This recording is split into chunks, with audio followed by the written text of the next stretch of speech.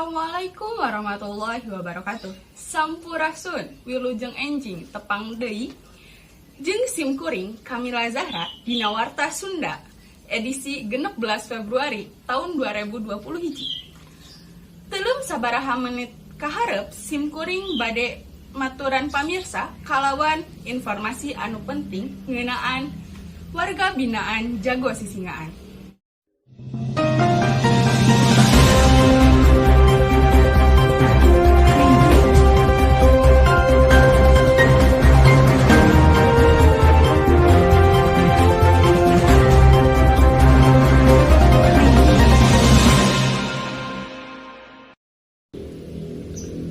Warga binaan di Lapas Kelas 2A Subang mibanda kaparigelan dina mintonkeun seni sisingaan.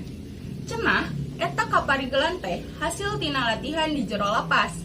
Nu salah sahiji udaganana nyaeta pikeun nyingkir ributan di jero lapas. Nu maher milu midang dina seni sisingaan di Subang horeng lain wae seniman atawa ahli seni tradisional. Pangeusi Lapas Kelas 2A Subang tetela maher milu midang dina seni sisingaan. Cara anu dipidangkeun anyar-anyar ieu.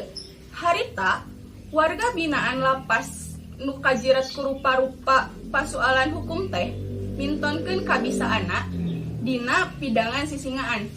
Maranehna milu rarengkenekan luyu jeung Wirahma Waditra nu mirigna tabuhan khas Sunda. Kituna teh bari cicing metakeun atraksi dina rupa-rupa gerak.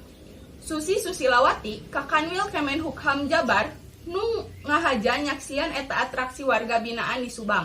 Nyebutkeun ngarasa reueus mireungeuh warga binaan Lapas Kelas 2A Subang mibanda kamaheran dina seni Sunda.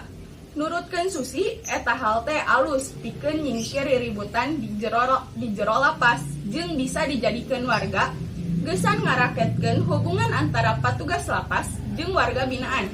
Eta hal oge bakal mangpaatna upama warga binaan geus kaluar ti jero lapas. Pamirsa, sakitu nu dipikahatur wilujeng patepang deui dina warta-warta anu bakal dongkap. Simkuring Kamila Zahra, amit mundur amit mungkur. Wassalamualaikum warahmatullahi wabarakatuh. Hurip Sunda.